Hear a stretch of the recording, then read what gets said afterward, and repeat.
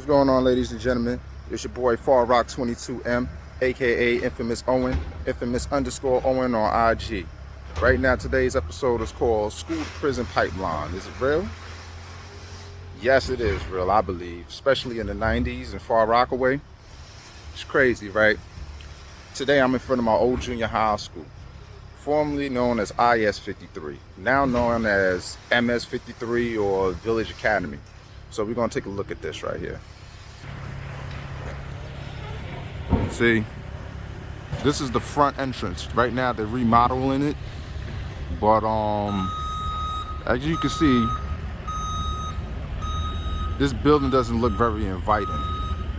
Now we're going to take a walk and show you around the premises real quick, right?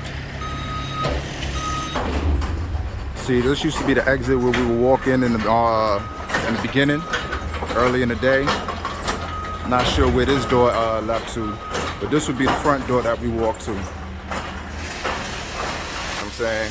So they're doing construction right now, so excuse the noise. But see right here, this is where we walk through. And as we entered those doors, we went through scanners. You know what I'm saying? We had to put our book bags through an x-ray machine, and we had to walk through the airport design metal detectors. Now think about that, right? You're 11 years old, coming straight out of elementary school. Still a little innocent. You know, if you've grown up in some areas, you've seen some things, but you're still innocent. And then you come into a building where you have to be scanned and searched. Think about it, right? I mean, you know, I'm just saying, giving a little food for thought. So now we come into this area, you know what I'm saying? Right here, they got a lot of things blocked off.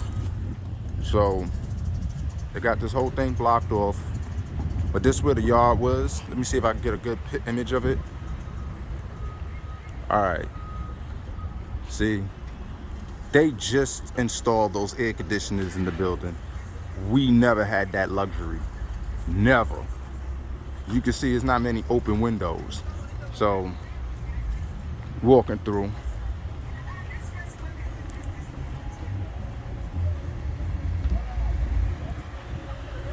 Now they got a little yard with the jungle gym.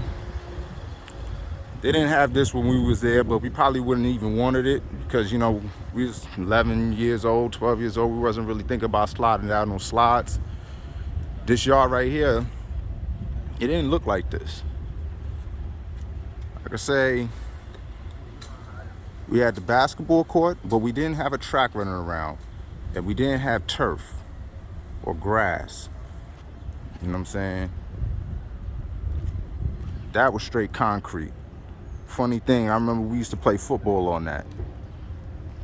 See, and right here, there used to be a gate, probably about where this was. It was a black gate that surrounded basically the whole school. We didn't have these tall fences. We had a nice little short gate that people was able to, you know what I'm saying, if they needed to, they could just jump over real quick and get to where they need to get to without walking all the way around. See now, and in this junior high school, which is crazy, you know, there's a lot of different neighborhoods that go to this junior high school or that went to the junior high school at the time. I don't know what it is now, but if you graduated, let's say from these couple of elementary schools, if you graduated from 215, which is the school that I went to, you're going to land in IS automatically. If you went to, say, PS 197, you're automatically going to IS. If you went to 104, chances are you're landing in IS. If you went to PS 106, you're going to IS. So a lot of these schools in a lot of these neighborhoods was in this one school, right? So, you know, the two main projects, let's say, that went to the school was Redfern, and you had Beach 41st Street houses, which is known as the 40s. Now think about this, right? And then you had a sprinkle of other neighborhoods too. Don't get it confused. You had a few Edgemere cats. You had a few OV people. You had a few Nordak. You know, you had a few people from up the beach. But most of the time they wasn't really supposed to go to the school. So, but that's a whole nother topic. But anyway, so you had a lot of gangs in here too. You know what I'm saying? At that time in the 90s, we had let's say from Redfern, they had the Scramblers. The Scramblers wore gray, and I'm not gonna lie, back in the days, the Scramblers, they was known for action, you know what I'm saying? So a lot of times they used to be up here, that they had to handle a dispute problem. And in the 40s up the beach, they had they had outlaws, and they had MBT, which was known as newborn thugs. They wore orange, and I ain't gonna lie, man, they was putting in a little work too. We had a couple of Bloods, I guess. We had a couple of outlaws. We had a couple of DDTs. Those guys were in Edgemere. We had a lot of gangs in this school, man. They used to get wicked. Came around. I used to see a lot of fights right over here in this yard. You know what I'm saying? Seeing a lot of fights in front of the school. You know what I'm saying? Right now, we in a town, like where the school is actually at is in a Crip neighborhood. It's actually known as Gateway. So, imagine all these other gangs coming from wherever project they coming from, and they coming into a Crip area. And this is what it was in the 90s. So, it wasn't no walk in the park for some people, you know what I'm saying? Because some people, they had to go real far for reinforcements. And, something went down that day, and, they didn't have a heads up, because, sometimes, the tension be in the air.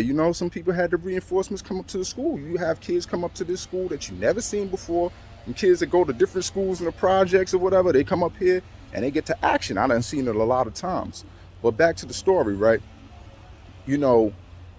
That kind of sets the tone, because even in school, we didn't have much going on in school. We didn't have a lot of programs. We had a couple of clubs, but after the clubs was done, after the school year's done, they're not really doing much with you. They're not really sending you out and, sending you to other programs outside of the school, or sending you, or, had scholarships to other schools. It wasn't really like that.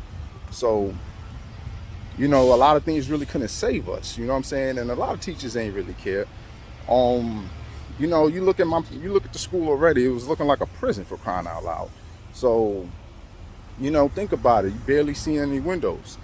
We about to walk across, or we're gonna walk around to the other entrance, where it's probably a little bit more quieter, because they're doing construction right now. They're probably trying to make that building look a little beautiful again. I mean, if you go inside, it's like a big circle, and then the inside, it looks like a college campus. Hold on a second. So I just stop and talk to my man real quick. Somebody that I met in junior high school, you know what I'm saying? Crazy thing, right? I was suspended. And the teachers, they got tired of sending me home. And they said, we got to do something. So they try to put me on some scared straight shit and make me go with the older kids. So they'll put me in like a higher grade. So when I was in 6th grade, they'll try to put me with the 8th graders and the 7th graders to try to intimidate me. But that shit ain't work, because some of them I knew, you know what I mean? Some of them were friends of my bigger brothers and things like that. And I just wasn't scared of nobody who could bleed like me. So that was out the door. But crazy thing, man, they put me in his class, and we had a good time, man, like just laughing, jokes. I ain't never laughed so hard at junior high school, just hanging out with the older kids, you know what I'm saying? And they embraced me too. And guess what? I had allies that were older kids that I never really knew like that. All right, so here we go. It's the side entrance of the school. Now, funny thing, right? You notice that this is the precinct. But we used to walk down this block right here. You know what I'm saying? So we used to walk down this block. And crazy thing is, right, I done seen so much happen right here in this alley. I mean, honestly, this probably would maybe have a little distrust for the police. Real shit. Because I done seen people get beat to a bloody pulp. You know what I'm saying? Out here, whatever. And police ain't never come to save it. What's going on, y'all? Right? And the police ain't never had time. So yeah, right here, this was the known as the 8th grade entrance, or exit, excuse me. So after school, the 8th graders will exit out of here. So like I said, I don't know exactly what they're doing with this, but take a good look at this. Does this look like a school to you? I mean, now that I'm older, it don't look like a school to me. You know what I'm saying? And this is where we used to walk down. And walking down this alley right here, from this entrance down here, I done seen so much pop off with the gangs. I done seen people get their teeth knocked out. I done see people get beat under cars, gang initiations, all kinds of things like right here, and the police can't do nothing to stop it.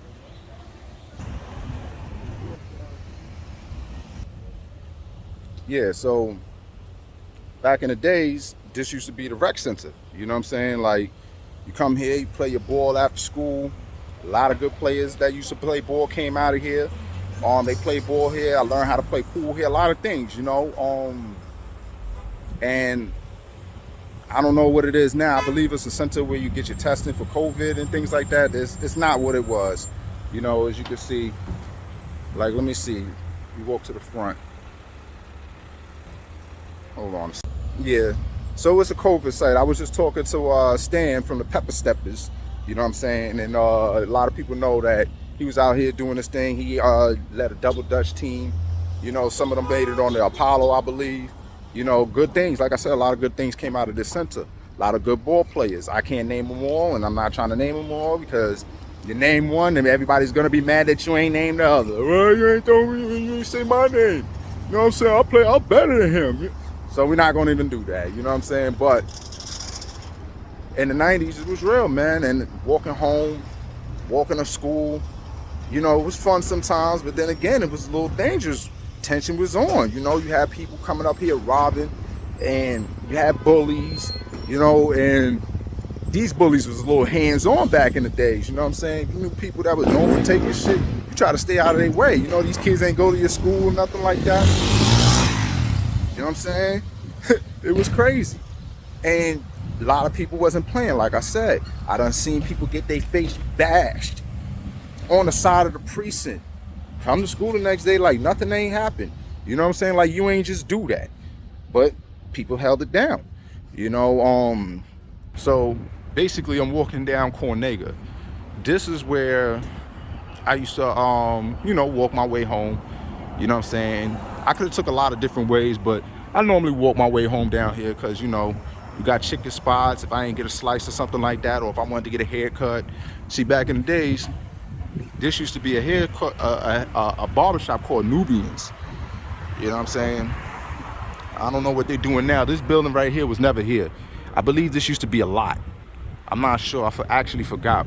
But I believe this was a lot, and they just knocked everything over, cleaned it up, and threw a building here. So right here, I never forget. We walk across the street so you get a better view. So I never forget, like my second week of junior high school, 11 years old, there was a girl fight. Probably was some 7th or 8th graders fighting. And I seen a girl get thrown through that window. The second one to the left got thrown through that window.